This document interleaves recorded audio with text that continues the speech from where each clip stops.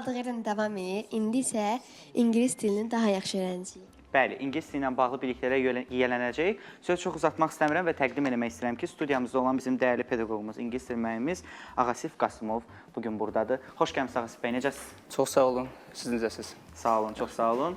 Ağasif bəy, öncəliklə sizi daha yaxından tanımaq istəyirik. Özünüz və fəaliyyətiniz haqqında qısa bir məlumat verin. Mən Ağasif Qasımov, ingilis dili müəllimiyəm. Ağdaş rayonunun Qulbəndə kəndində anadan olmuşam. Hal-hazırda Yevlax rayonunun Tanıqulular kənd tam orta məktəbində ingilis dili müəllimi kimi fəaliyyət göstərirəm. Bununla yanaşı Mingəçevir şəhərində əlavə tədris mərkəzində belə deyək, pedaqoji fəaliyyətlə məşğulam. Onunla yaxındır ki, ingilis dili müəllimi kimi fəaliyyət göstərirəm. Bu sahəyə giriş hekayəniz necə olub və marağınız necə yaranıb? Ümumiyyətlə, fənn olaraq ingilis dili fərqli bir, xarici bir dil olduğu üçün digər fənlərə baxanda hər zaman çox sevdiyim fənn olub, daha çox çalışdığım fənn olub, belə deyək.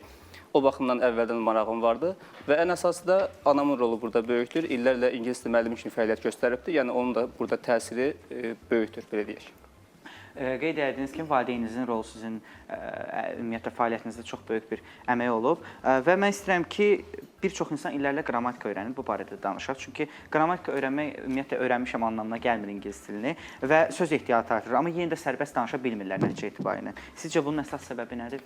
Bunun əsas səbəbi, əgər söhbət abituriyentlərdən və şagirdlərdən gedirsə, hal-hazırda abituriyentlər imtahan verirsə, Dövlət İmtahan Mərkəzi üçün orada speaking və danışıq bacarığı yoxlanılmır. Ona görə də əksər şagirdlər və abituriyentlər onu öyrənməyə belə deyək, ehtiyac duymurlar. Bu böyük rol oynayır. Digər səbəb isə ümumiyyətlə kursa və ya getdiyi zaman və ya müəllim yanına getdiyi zaman konkret bir hədəfi olmur. Yəni mən ingilis dilini nə üçün öyrənirəm, onu konkret hədəfi özündə birləşdirmədiyi üçün bu da böyük bir rol oynayır.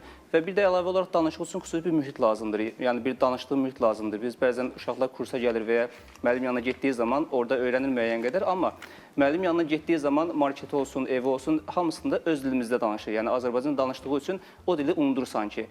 Ona görə də öyrənmə mühiti olmadığı üçün, yəni sadəcə qrammatikanı bilməkdən, əzbərçi vasitələrdən danışıq inkişaf etdirmək biraz təəssüf ki, çətin məsələ olur. Bəs ilk addım nə olmalıdır ümumiyyətlə danışıq öyrənmək üçün? İlk addım imkan daxilində yaxşı olar ki, bir danışıq mühiti formalaşsın. Misal üçün, hər hansı bir özü kimi hazırlaşan bir yoldaşı, dostu ola bilər. Ondan Məsələn, tətbiqlər var bunun üçün, sosial şəbəkə tətbiqlər var, yəni proqramlar var ki, orada digər ölkələrdən olan xarici dilli vətəndaşlarla əlaqələr qurmaq olur. Yəni, sırf ingilis dili öyrənmək üçün olan tətbiqlər var. Onlardan istifadə edə bilərlər. Bəli, kəmili tətbiqi var ki, yəni bununla ödənişli əsaslarla qoşulurlar. Xarici müəllimlərdən danışıq öyrənə bilirlər. Bu da böyük rol oynayır, bəli.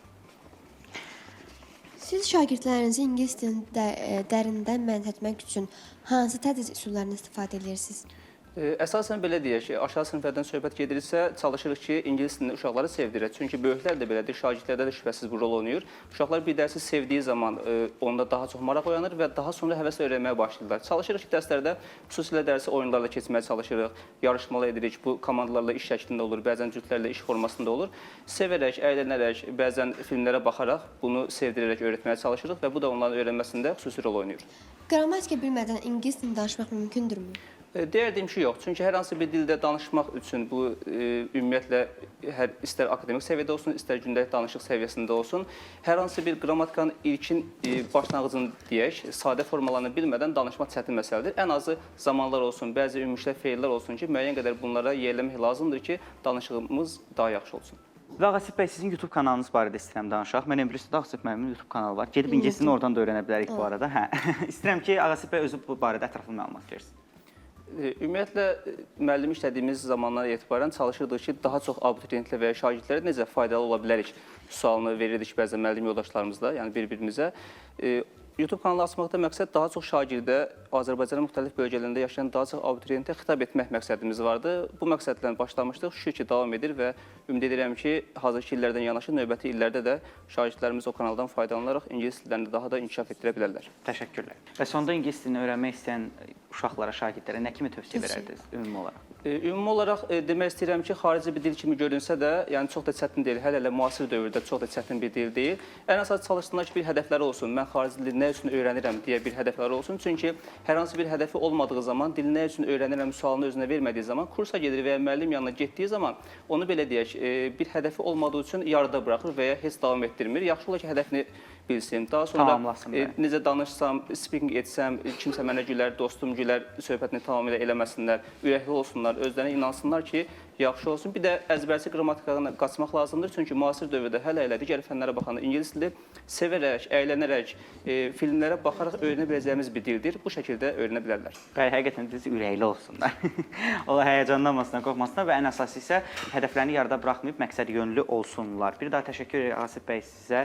Gəlişinizlə həqiqətən də çox gözəl bilgilər bizə yiyələndirdiniz, öyrəndik sizinlə birlikdə. Bir daha vurğulamaq istəyirəm ki, studiyamızda dəyərli pedaqoqumuz, ingilis dili müəllimimiz Asif Qasımov var idi. Bir daha sizə təşəkkür edirik və Asif bəyin informasiyaları monitorun aşağı bölməsində yayımlanır. Biz də qaldığımız yerdən davam edirik. İndi nə olacaq?